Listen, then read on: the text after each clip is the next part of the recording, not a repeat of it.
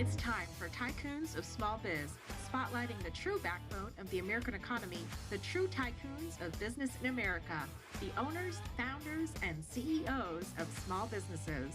The show's hosts, Austin Peterson and Landon Mance, are registered representatives of Lincoln Financial Advisors Corporation, a broker-dealer, member SIPC, and registered investment advisor. The views expressed by your hosts, Austin and Landon, are not necessarily the views of Lincoln Financial Advisors. Backbone Planning Partners is a marketing name for registered representatives of Lincoln Financial Advisors. Now let's lean in as Austin and Landon connect with this week's Tycoons.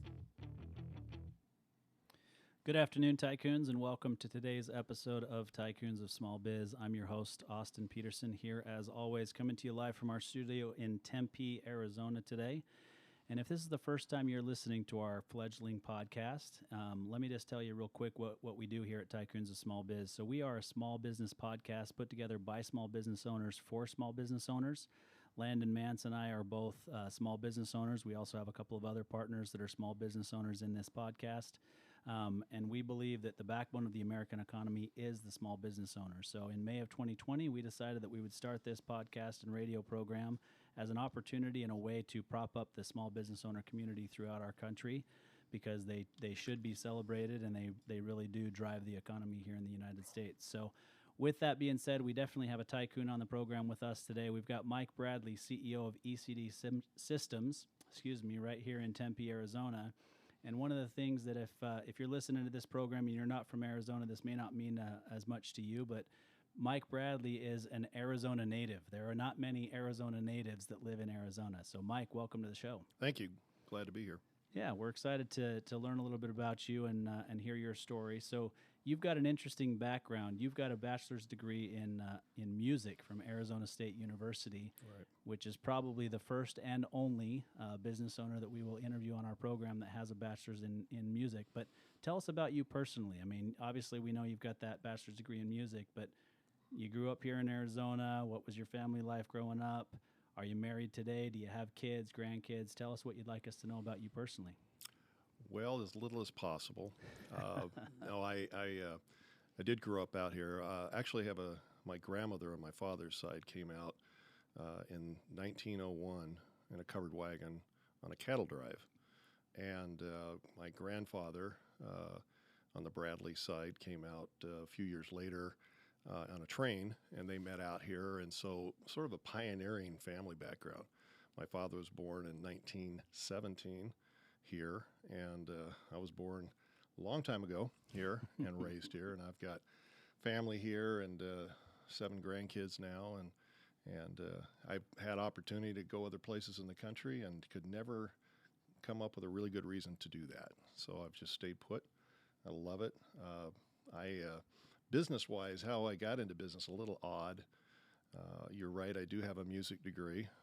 When I finished college, I actually taught high school for 3 years, and during that period of time, I had very little income.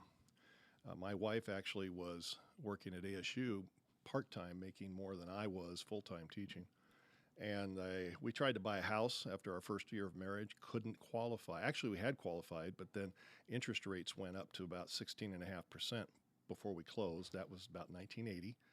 And I went to the mortgage company and I said, what do I do?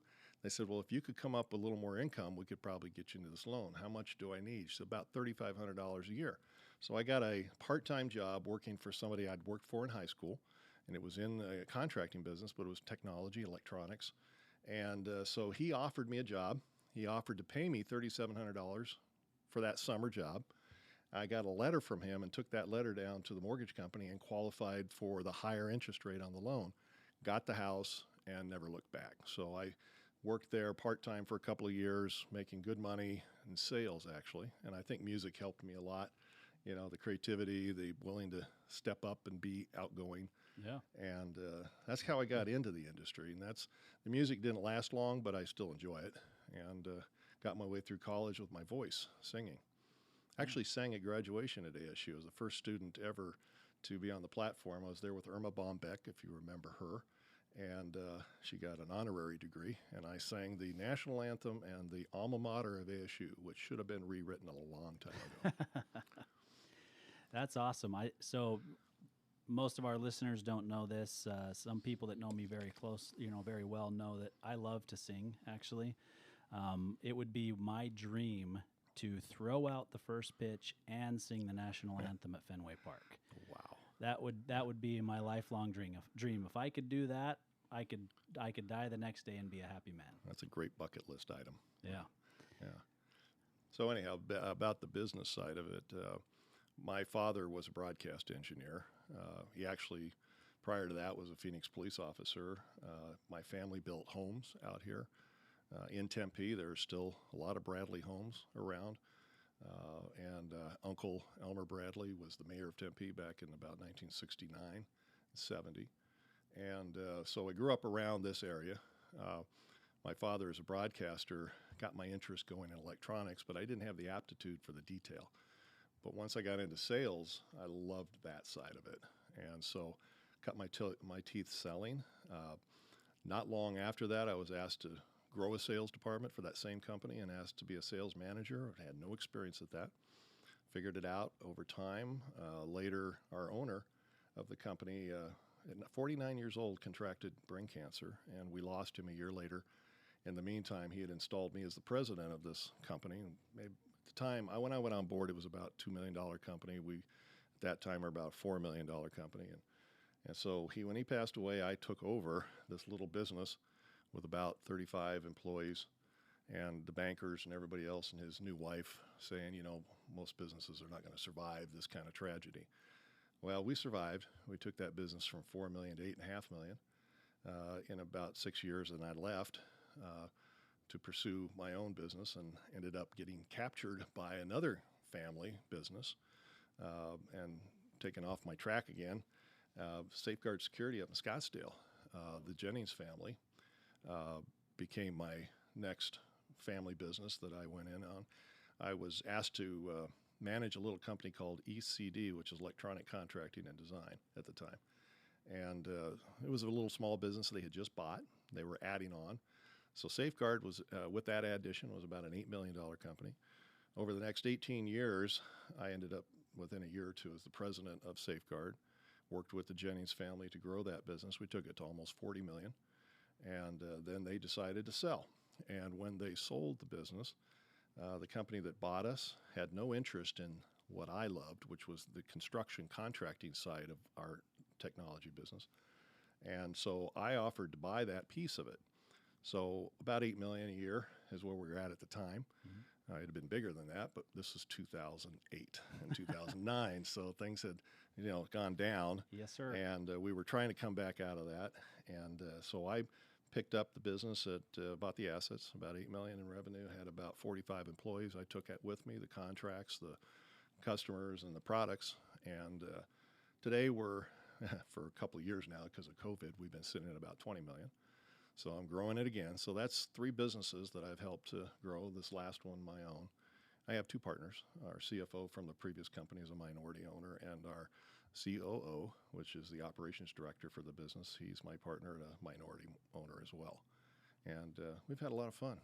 Yeah. No, it sounds like you've had some great successes, and you've gone through some difficult times, right? So, COVID was different, but as far as business is concerned, it was a different cause, let's put it that way, but the outcome was essentially the same as 2008, just much, much shorter, right? Yes. And so you had to be not yet. Well, still going on. Yeah, it's still going on, but the very, very negative effects for most businesses were felt on a shorter time period than in 2008. So, what do you think that so that's 3 separate businesses, one of them that you own, 2 of them that you were an employee in, but had some pivotal roles. So what were the common elements as far as you're concerned that led to the success in all 3 businesses? Great people. There's just no doubt about it.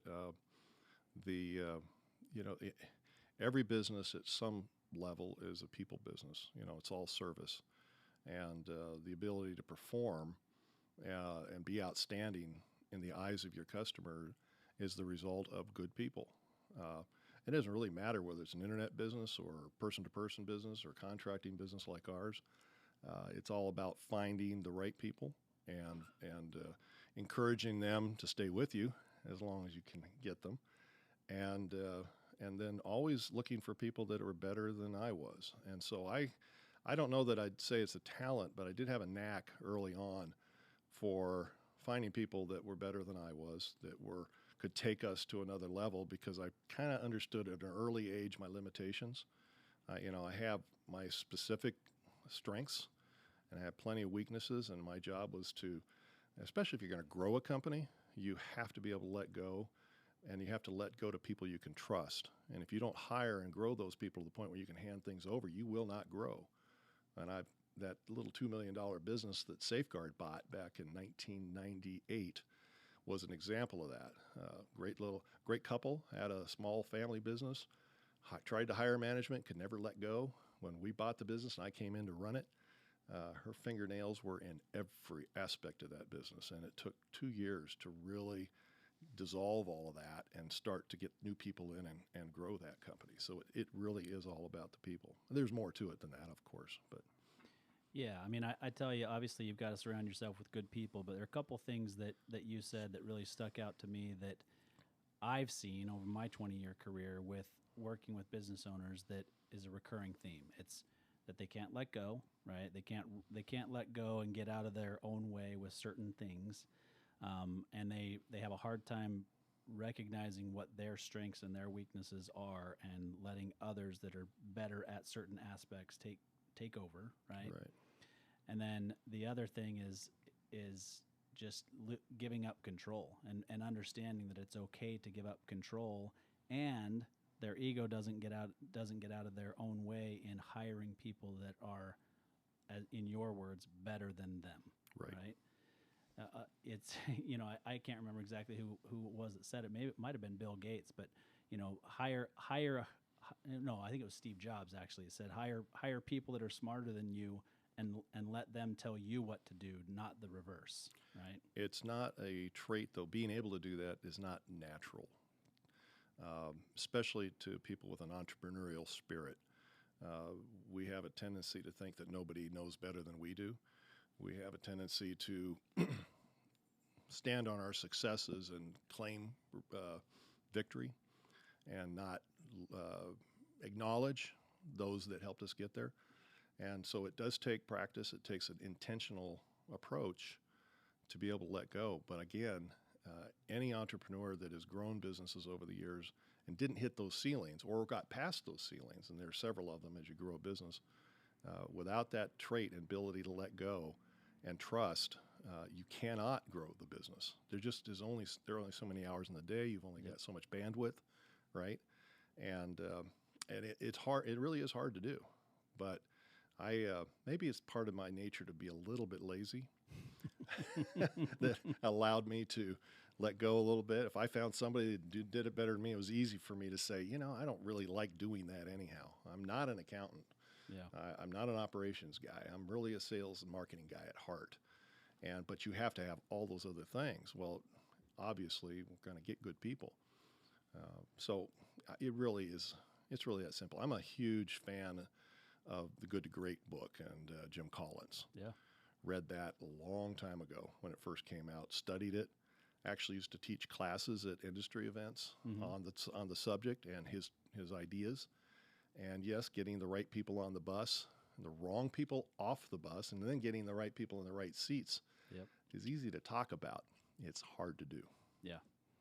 Yeah, it definitely is, and it's funny you mentioned that because I just re-listened to Good to Great and Built to Last in the last couple of weeks. When I go out on my runs, I'll listen to a book, and those are ones that I thought, you know what, I haven't listened to these since business school. I'm going to go ahead and listen to them again, and kind of refresh my memory on those concepts. Well, by the time I read Good to Great, it was already becoming obsolete because the companies he put on the pedestal didn't all do well. Yeah. And Built to Last was an obvious need for him to come in. And I've met him a couple of times and sat under his seminars a couple of times. He had to acknowledge that gaining success and coming from a good company, being a great company, does not mean it will last. There are other traits that companies have to practice in order to last, to grow, to continue that success. And one of the failures was in the pharmacy world. Yeah. And so he did explain that, but we, at some point, having read that first book, okay, there's got to be a reason that this happened, right? So what else are we missing here? Yeah. And so, yeah, I love that, the concepts that he had. Things like the hedgehog theory, Yep. out of good to great, terribly important. I find it hard to practice because I'm a little ADD. There's a lot of good ideas out there. Yep. So I do find myself being a victim of my interest in new things and ideas. But, burying yourself in there and being really good at what you do, understanding your purpose, terribly important too. And I get your people to understand that. Yeah.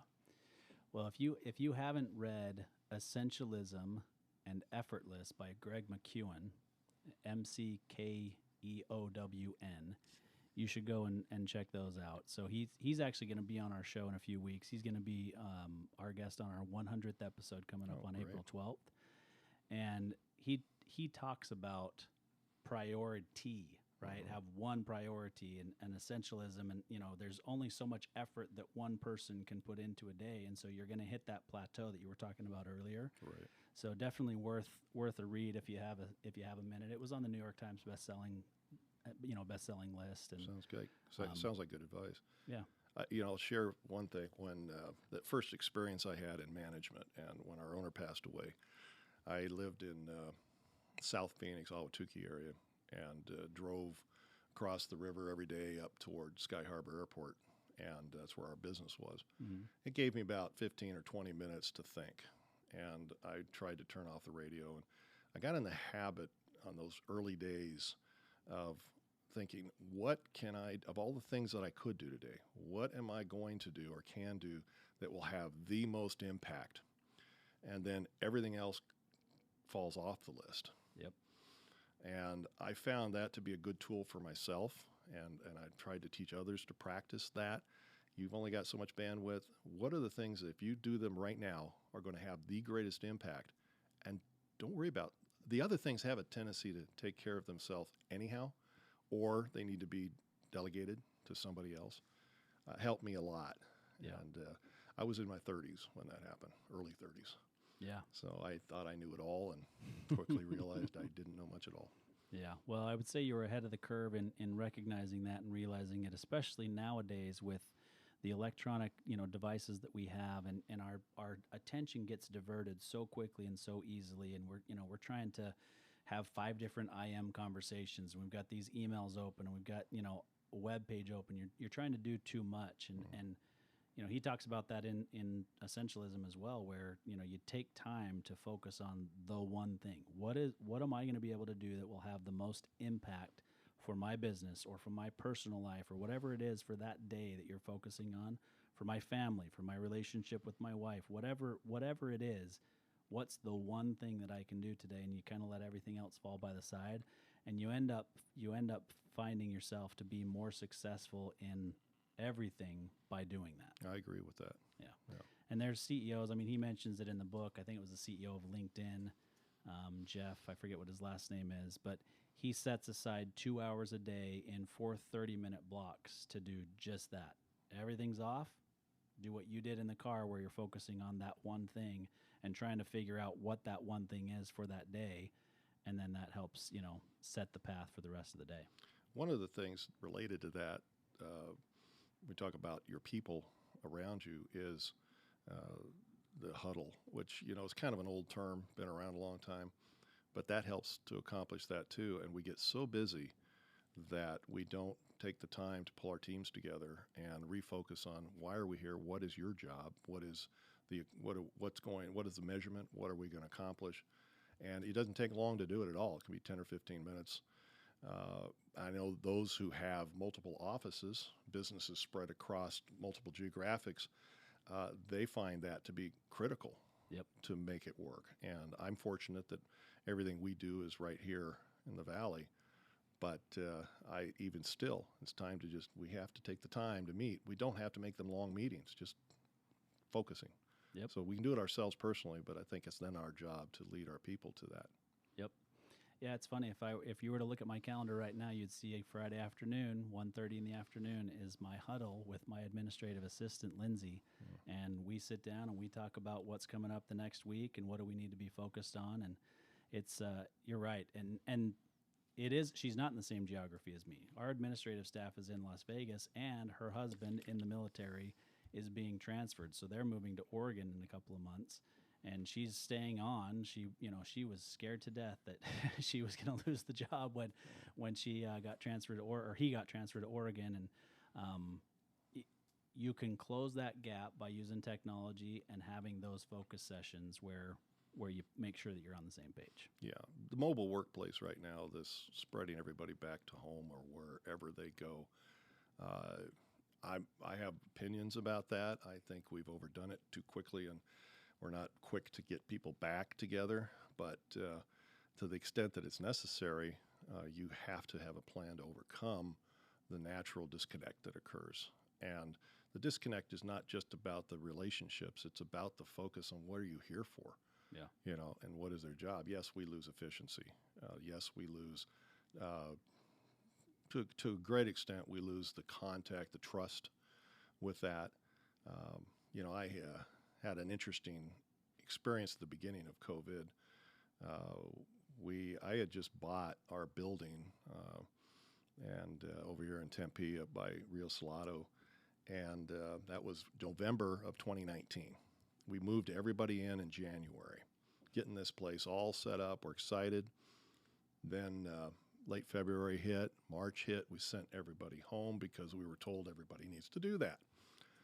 I walked in April to the office. We only had a skeleton crew there. And I looked around and I said, I must be the biggest idiot in the world. I just spent, in this case, $2.5 million on this building. We remodeled it. We got it ready. And it's empty. What have I done? And then I realized, dang it, I miss everybody. And I realized this is a big building. And I mandated everybody come back, despite the recommendations. And I maybe take a little criticism for that, but it worked great for us because we were able to spread out. We never had a single issue with the virus in our office. And it just, I think it meant a lot to us because our people were used to the camaraderie, they're used to the water cooler talk, used to having lunch together, used to walking down the hallway and talking to somebody. I think the fact that we're losing that right now, managers, owners of companies need to take a really close look at that and rethink this whole thing. While I can work from anywhere, there are some jobs that I don't disagree with, but most jobs require people to interact well with each other and face to face. Yeah. So that's just my opinion. I know that others have different opinions about it. Yeah, I mean, I tend to agree or actually see both sides, right? And it depends on what it is that you do for a business and how critical it is that you be, in person. But even if it's not critical, that doesn't mean that it's the most efficient way to build your company or that you're going to find the most success, right? And I mean, you mentioned it earlier, you were talking about the camaraderie that's built, right? And you're a marketing and a sales guy. So Landon and I in our practice, we have a pretty good brand. We know what it is that we do, but I don't think that we've done a fantastic job of communicating that to the world, right? So we're going through this process right now where we're meeting with brand and marketing specialists, and we're trying to kind of hone that message and make sure that it's exactly what we want it to be. Well, I just told you that our administrative staff is mostly in Vegas. That's where Landon is. So Landon interacts with them more than I do, with me being here in Phoenix. But going through this process, we wanted to make sure that our entire team was involved. And so they're all sitting in this room together. And then I come in virtually for this meeting, the initial meeting we have with brand and marketing. And the feedback that I get the next day in our huddle call with Lindsay is, I've already loved being here with this company. I love what you guys do, what you guys represent, but being involved in that and seeing the vision and hearing from you guys personally what the vision of the company is and what you want to communicate to the world made me feel that much more connected to this company and the future of this company. that gets lost if you don't have those opportunities to gather as an entire team and talk about those types of things. Yeah, and even if it is virtual, you have to be intentional. It sounds like you kind of stumbled into that. Yep. And a lot of us get lucky and we'll hold events or do things, and then we realize that was important. Yep. We should do that more intentionally. We do some of that too in our company. I've got about 115 staff in our company. 70% of them are in the field. We don't get to see much of them. They're out on job sites, and we're building hospitals and putting technology in hospitals and schools and apartment complexes, which is going nuts around here. We have a huge multifamily housing business doing technology in those. So we don't get to see them. We don't really want them coming by the office because that's inefficient. We take stuff to them. They have their own huddles. But we have to get them together 3 or 4 times a year. And the fact that we couldn't even use a hotel to do that, because I don't have a big enough place for everybody, really crimped our style for a bit. And once we got everybody back together here again, and matter of fact, a hotel right across the street from where we're sitting today allowed us to come in, and it made such a difference. I always attend those. I have to get up earlier than I'm comfortable with, because this is a construction industry, and these guys start at 5 o'clock in the morning.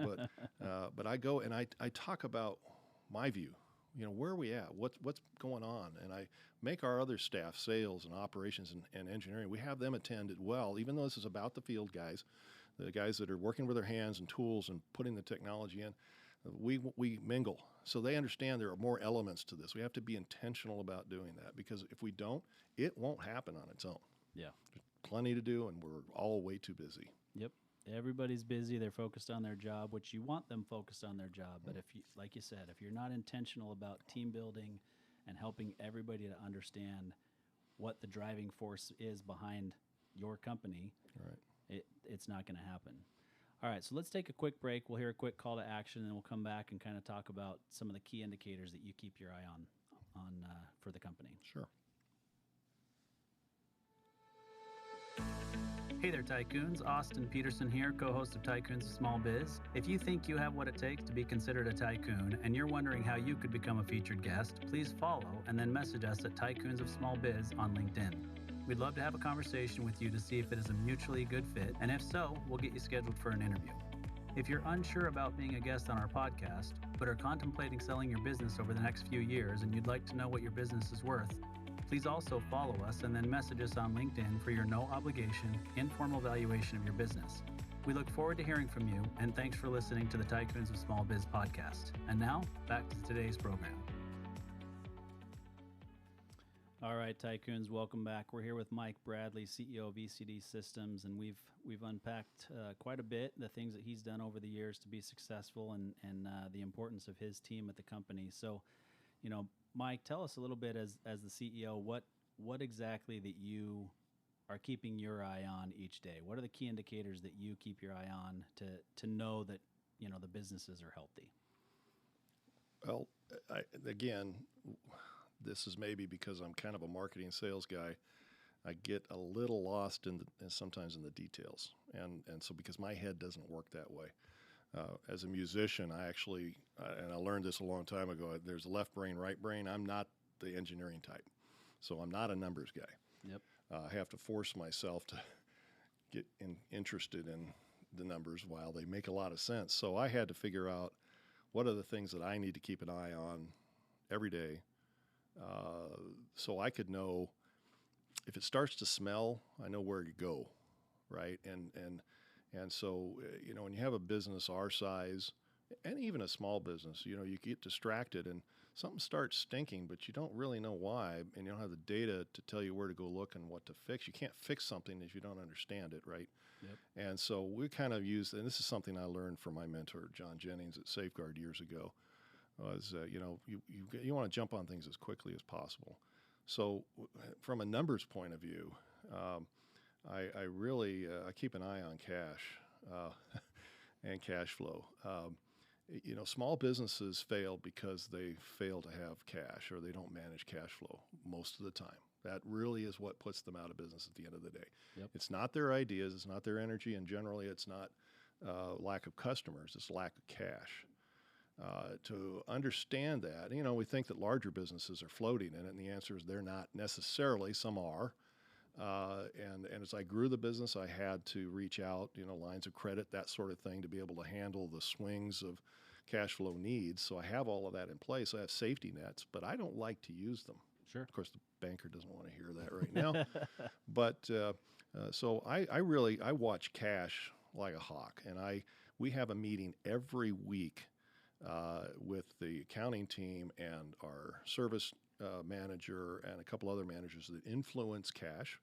In other words, what influences, why aren't you paying the bill? Well, this didn't get done and you sent me an invoice anyhow or whatever. We have to get that fixed. We need to know where those problems are. And so we meet on cash every week. We sit down and we go through our receivables, which, it's not inconsiderable when you have a $20 million company.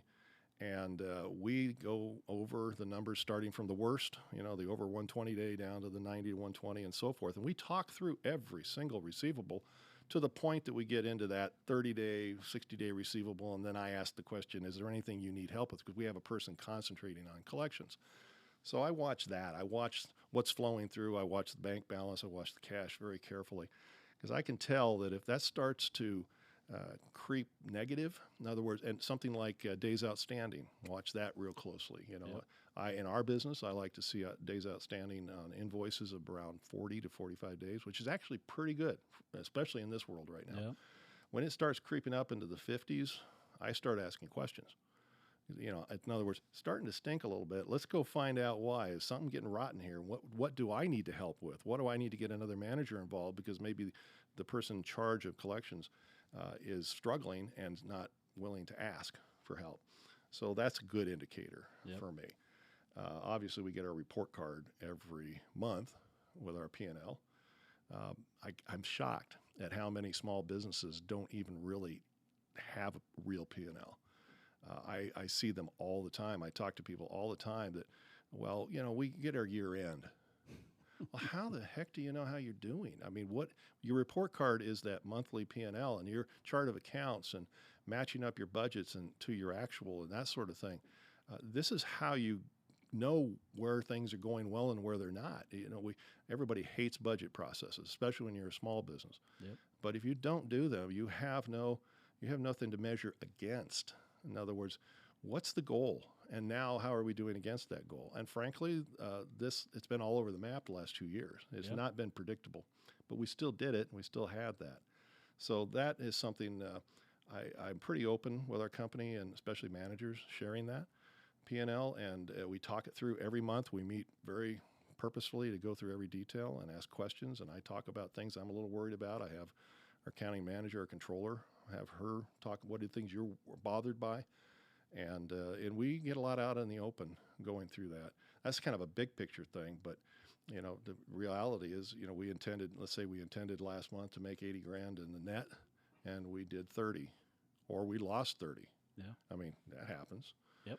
Not every month looks great. Hopefully the end of the year does. Another thing that I watch carefully is our sales funnel.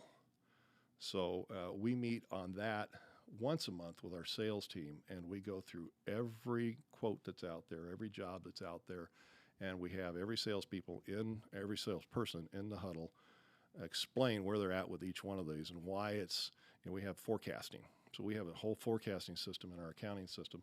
We go through that in detail. So, because I know, for instance, that, in our world, we get about 30 to 40% closure rate. So if I want to close $20 million, I have to quote $60 million, and I need to have that constantly in the funnel, and I need to know which ones are working, which ones aren't, and size of project in our world matters. Is it a $5,000 job? Is it a $500,000? Is it $1 million job?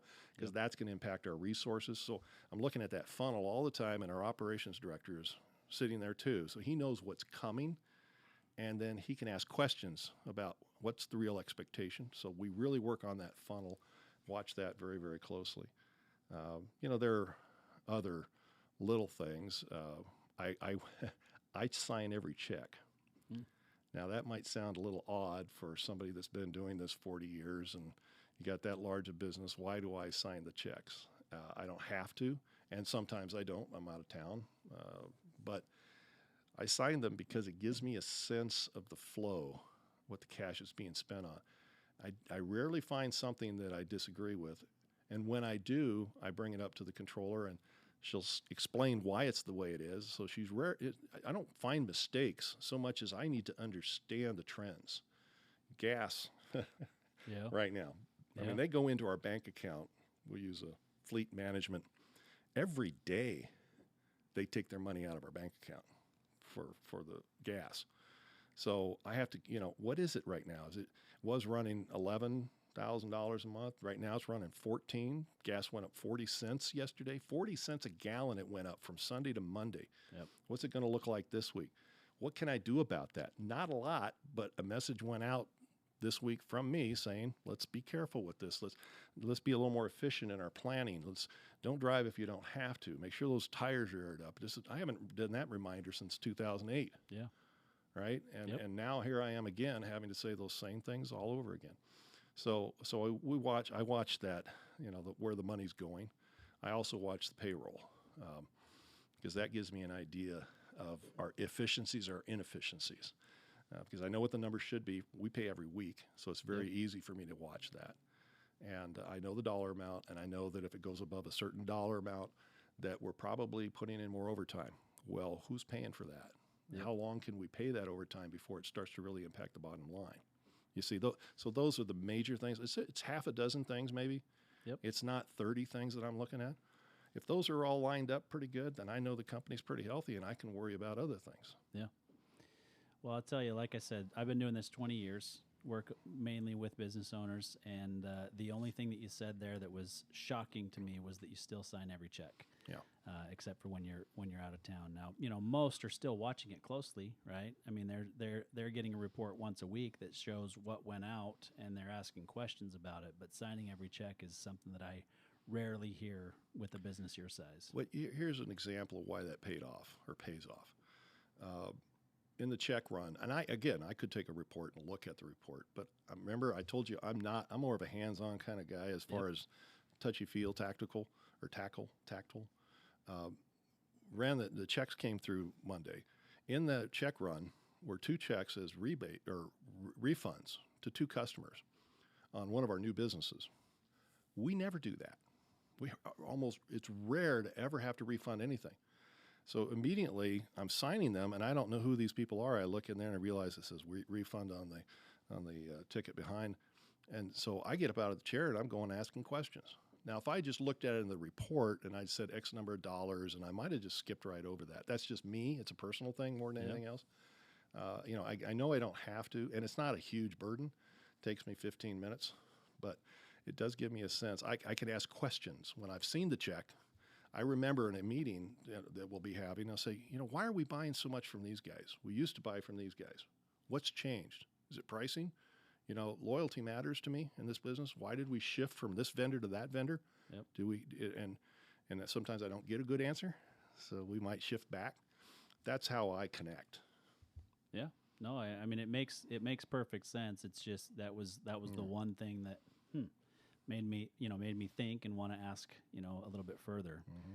So let's talk about your industry, overall. I mean, electronic control, what does the D stand for? Design? Well, okay, the ECD today doesn't stand for anything. Electronic Contracting and Design was a company from 1985. Yeah. Was when it was formed. I just took the 3 letters when I created a new company, and then I bought the assets into that. ECD, our tagline is effective, connected, and dependable. Okay. I didn't make that up. Marketing company did. Yeah. And I thought it was pretty good, so we created a tagline. Yeah. What we really do is connected building technologies. So every building, everywhere is full of technologies, various levels of complexity. This building we're in today has a fire alarm system. Every building out there is required over a certain size, and it's pretty small, by the way, has to have a fire life safety system for evacuation. Hopefully they'll never go off. But if you're in a hotel and you got evacuated, it was guys like me, our company, that put that fire alarm system in, and all the noisemakers. It's a mandated code business, so it's pretty steady. Not the most profitable thing we do, but we understand it and do it very well. Yep. So we're connecting all that putting that in the building. We do a lot of security, your cameras you see around now, a lot of access control systems, the key fobs, that sort of thing. The most fun we have is working in the healthcare industry. We do a lot of work with hospitals in Arizona, and we're putting in clinical critical technologies that enhance the nurse's experience and the patient experience. So, if you've ever been in a hospital, you got a button there, you can push a button, and maybe a nurse will come.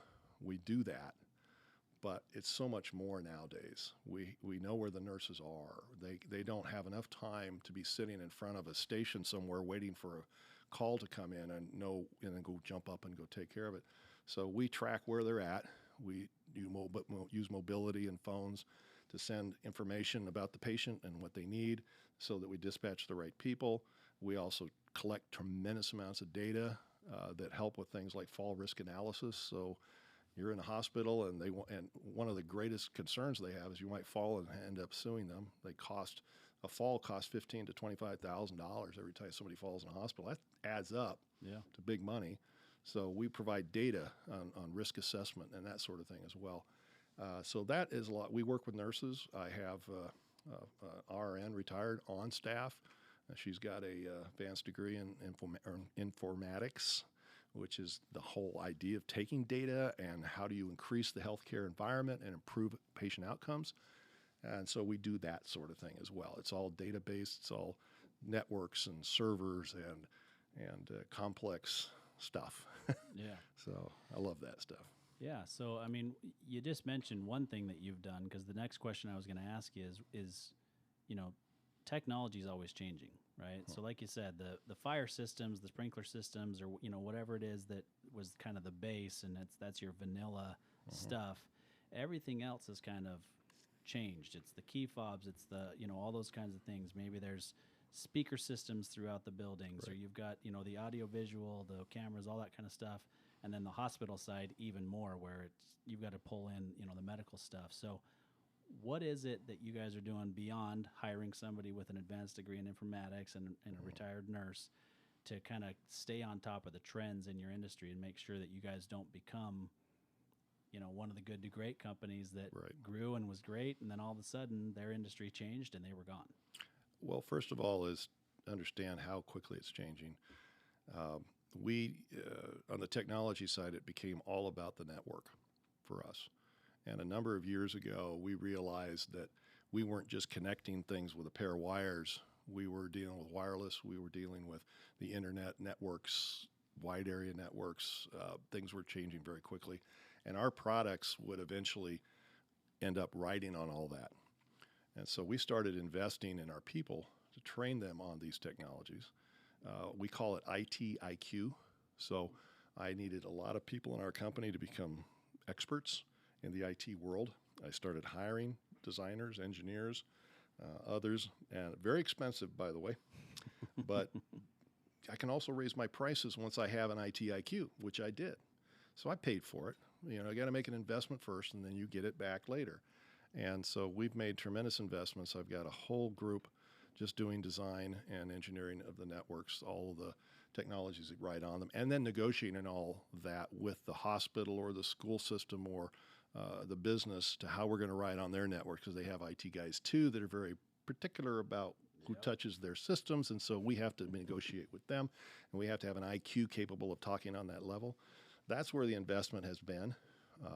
It's also allowed us to advance into newer technologies, not be tied to the past. And it's also allowed us to add new businesses to the business. Yeah. So tell us more about that. I mean, what have you done to add more businesses over the years, and what was the driving force behind that? Yeah, I grew up in a time when Arizona wasn't very big, right? I grew up when, today we have 7.5 million people in Arizona. We're one of the largest, next to California, largest state in the Southwest compared to California, Nevada and Colorado, Utah, et cetera. Yeah. But that wasn't always the case. And a business like ours had to have diversity. And I'm not talking about people. I'm not talking about DEI. I'm talking about diversity of products, diversity of things that you do. In other words, multiple verticals that we worked in order to create enough business to grow, because it just wasn't enough in the little niches to grow a company. So I grew up around building multiple models, and that may sound like we're unfocused, but it all revolves around skill sets. And we found other things we could do that were use the same skills we had for other products and other technologies we installed.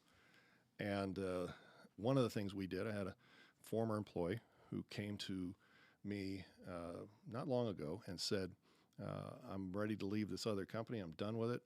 I have a business plan for the residential business. And having done the residential business for many, many years at Safeguard, I said, I'll never do that again. But he came up with a business plan that works only with the high-end builders, only working on what we call a spec home. These spec homes start at $1 million, $2 million, so they're pretty high-end. And so in November of 2019, I brought that in and said, I'll fund that, and let's grow that. Let's start a new residential business. And then COVID hit, and they stopped building homes, and I went a year and a half with literally no business. But we kept the people, we kept working the plan, and right now it's going through the roof. And it uses all of the technologies we're talking about, and all those people that I'd put together are now able to support this high-end technology in the homes, which I've got it in my house. Absolutely amazing what I'm able to do and what I control, and it's seamless.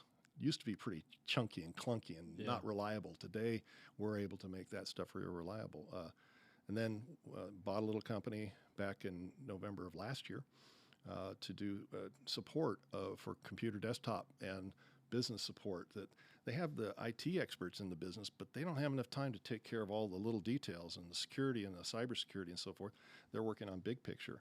And so we started a managed services business that we're just now getting off the ground. Bought a little company to help move that along.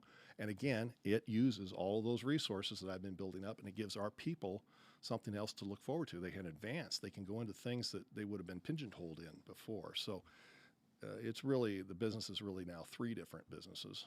And again, it's diversity of revenue. Yeah. Actually, it's right now diversity of expense. But eventually they get to the point where they're making money, and they're real close on the residential business. Yeah. No, and I think the third one that you just mentioned, you've got kind of some built-in clientele as well. You can go back to the companies where you installed and say, hey, this is something else that we do. Right. We're not trying to replace their IT people. We're trying to enhance and do some of the things that are a little menial, maybe a little hard for them to offer the resources for. Yeah.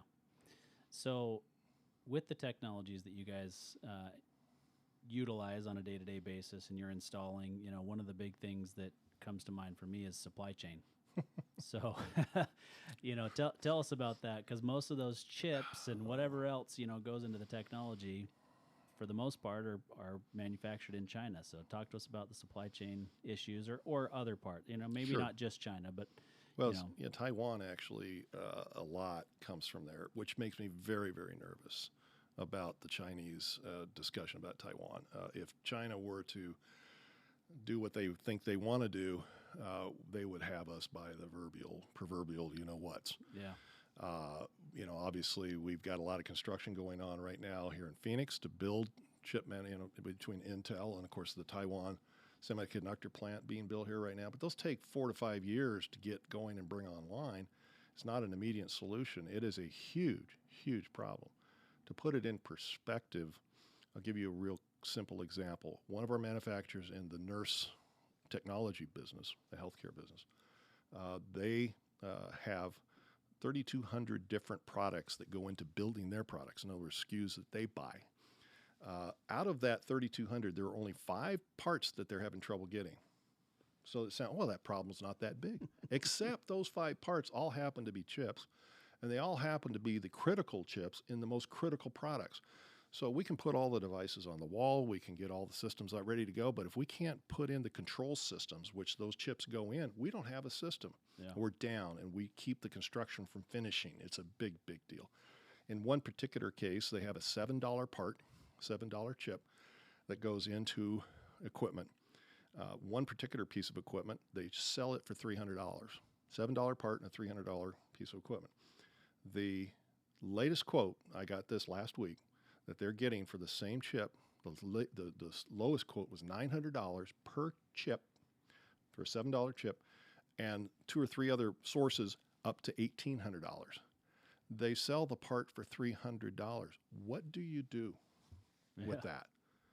Right? It's and this is one little example, and it's multiplied by hundreds of times in our business and across the world right now. It's not just about ships on the dock. It's not just about trucks and trains. It's about the little stuff it makes to make the stuff. That takes to make the stuff. This is not going away soon. I wish it was. We had hoped, and we've been told that by the first of this year, life would be better. It's not. To some extent, it's gotten worse in the first couple of months of this year. We're starting to see a little light at the end of the tunnel with some of the simpler products. But the complex stuff, the things that make everything run, everything work, like your car, those chips and all those Fords sitting in lots somewhere where they can't deliver them, this is something we'll face. So what are we doing about it? And the answer is you can't just switch products. Our products in the healthcare business are all UL listed, so they just can't go out and build without going back through UL and getting it all approved again. So what we've been doing is we had bought ahead in some things. So we've been robbing Peter to pay Paul. We've been taking this job and building that job because this job wasn't ready and all that. But now we've run out of Peter's, and Peter wants his stuff back. So that only works for so long.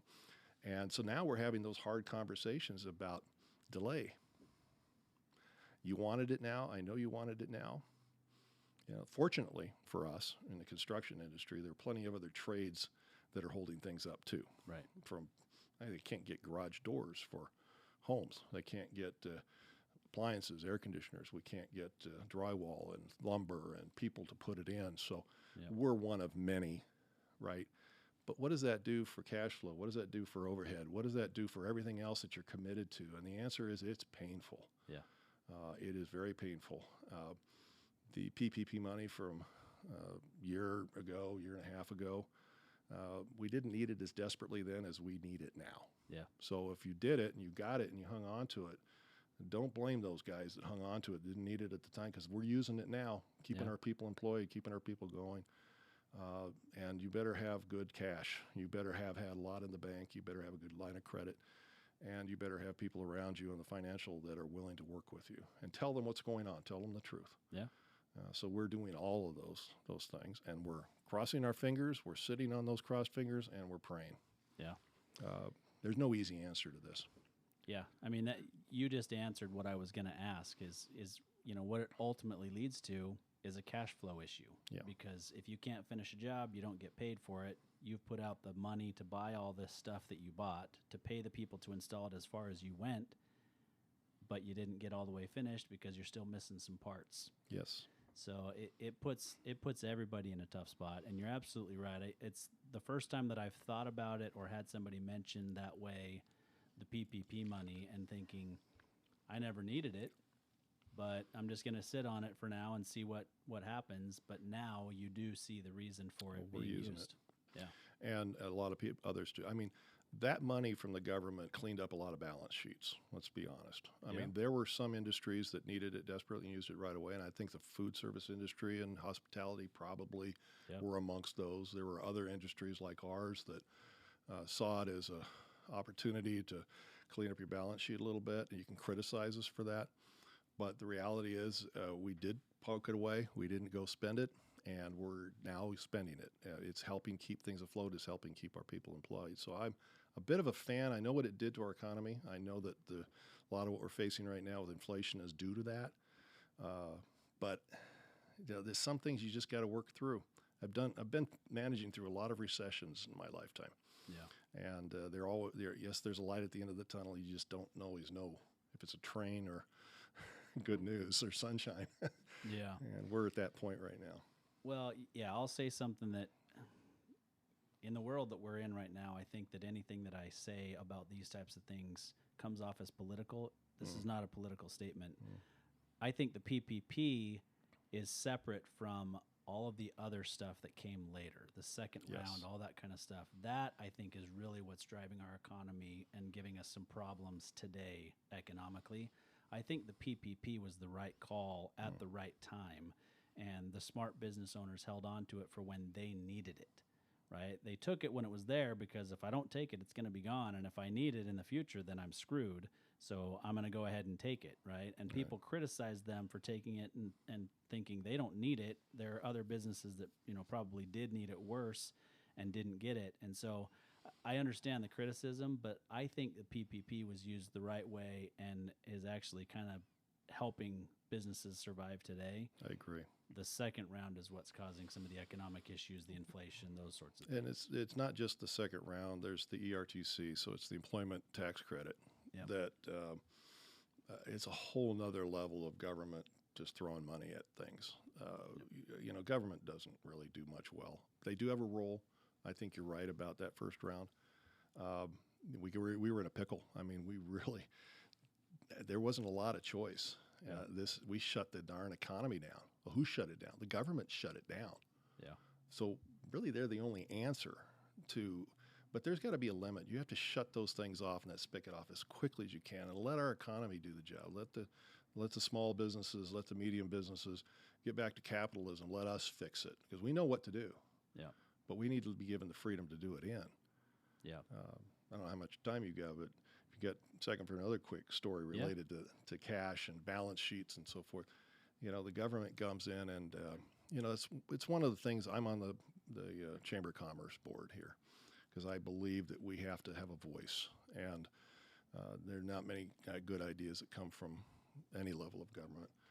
But the IRS has a rule that they had in place several years ago, but they didn't enforce it. And that was in the construction business. If it wasn't installed, you couldn't claim it as income. And so we put off as long as we could. And finally, about a year and a half ago, they said, we're going to start enforcing this. You need to get all that stuff off your books. Well, in our world, we might have $2 or $3 million at any one time in products sitting in a warehouse ready to go to the job site. But I billed for it. I got paid for it. I got the cash, but I can't show it on my balance sheet, and I can't show it in our P&L. And so all of a sudden, my P&L that used to look great, it sucks. It doesn't look like it used to. So we've had to get used to almost having two sets of books, the one that the IRS wants to see, and then the ones that's the reality of the business. This is what it would look if they hadn't gotten in the middle of it and screwed it up. Yep. Because it makes absolutely no sense what they put on. And these are the burdens. It's just one small example of the burdens that government has a tendency to place on small businesses. And so I'm a bit of a proponent on watching out for these things. Maybe since I'm over 60 now, I don't care anymore about what people think of me, so it's easier to speak out. Nobody's going to cancel me, right? Not the way I have our businesses set up. Good luck. Give it a shot. We do a lot for the police, by the way, and I'm a huge proponent, having had a father that was a police officer. So we fly the thin blue line flag out front of our business. We buy lunch every year for the Tempe police officers, and all of them. And we've done other programs to support them. We have fundraisers and et cetera. And I could get canceled for that, right? And a lot of people that I've asked to help won't do it because they might get canceled. I'm sorry, I don't care. Yeah. At this point in my life, I know what's right. I know what needs to be done. I know what it takes to have a civil society, and I know my business flourishes in a civil society. And so I'm going to just stand up. I told somebody today, I think one of the burdens of wisdom, one of the burdens of age, is the responsibility we bear to teach the younger generations the truth, not the version of the truth that they've been given necessarily by those the educators, but the realities of the truth. And I think we need to sometimes just be willing to speak up, take a little risk, and that's what I've decided to do. Yeah. Well, I think, honestly, I could care less for our listeners, for you, for anybody, what side of the political aisle anybody's on. I could care less, right? But we've got to understand, specifically the young people. I've got young kids, right? Mm-hmm. I mean, they're adults now. I mean, they're 19 and 22, or 22 and almost 19. They've got to understand that this is a very loud minority that is speaking as though they're the majority. And it happens on both sides of the political aisle, right? And so that you're right. There's education that needs to happen to where people realize that just because you see it on Twitter or Instagram or Snapchat or wherever you're seeing it, wherever you're getting your news, or people's opinions, those are just very loud people who have a voice, whereas most of our country is very center of the aisle, support our troops, support our, police officers, support every person's life is important. Everybody supports all those kinds of things, or I should say the majority of people support it regardless of what their political leanings are. Oh. But the loud minority makes us feel as though that's not the case. Right. I spoke before coming here today with a very good friend. We were talking about the subject of DEI, and I understand the value of it. But I grew up in the 60s and 70s. I saw the March on Selma. I saw these things happening. I saw the civil rights movement. And we made such tremendous progress. And I, like most everybody in my generation, bought in deeply into the Martin Luther King concept of the content of character rather than the color of skin. And I'll be darned if I'm going to use any other measure to hire. And we were talking today about that I'm looking for people with character. I don't really care about any of the rest. You come to me with willingness and character and some values, and I'll teach you the business. I don't care what your background is. I really think that's what Martin Luther King was after. No doubt about it. But we're going backwards. We're regressing from that. And when I brought that up to him, and something I saw in this organization of his, he said, well, I have to accommodate these younger people that are coming in with these ideas and these passions. I said, why? I said, what if they're wrong? What if they're well-meaning, but they're going to take us a wrong path? Don't we have a responsibility to show them the alternative and give them the bigger picture of why this may not be such a great idea? The idea of quotas, the idea of putting people in boxes, the idea of pitting each other against each other scares the daylights out of me as a business owner. I want our people to look way past that. I want them to care about skill. I want them to care about their character. I want them to care about the values that they share, and let that be the measurement of success, because I think that's what translates to our customers, is that. I don't think any of the rest of it that we talk about and this minority you're talking about makes such a big deal about. That doesn't translate to our customers. They want results. They want performance, right? Yep. Our company reflects this area that we live in, yep. Right? And I figured from that point of measurement, we're doing our job. Yeah, absolutely. Well, I think there are so many other things that we could talk about with your business. We didn't get to your hiring practices. I mean, you just alluded to a little bit there, and how difficult it is to hire today. But that'll have to be for the sequel to this interview. So I really appreciated the conversation. Appreciate you coming in, being passionate about your business, being passionate about your views, and sharing that with our listeners. Oh, you're welcome. I enjoyed it very much, and a sequel sounds like fun. Sounds good. Thank you, Mike.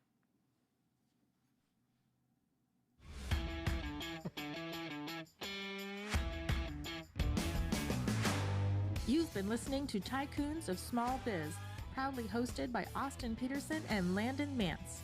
Austin and Landon are comprehensive financial planning professionals specializing in financial, estate, and succession planning for small business owners. Austin and Landon have offices in Scottsdale, Arizona, and Las Vegas, Nevada, and represent clients in 14 states throughout the country. Join Austin, Landon, and the featured Tycoons live every Tuesday at 1 p.m. right here on Business Radio X and your favorite podcast platform.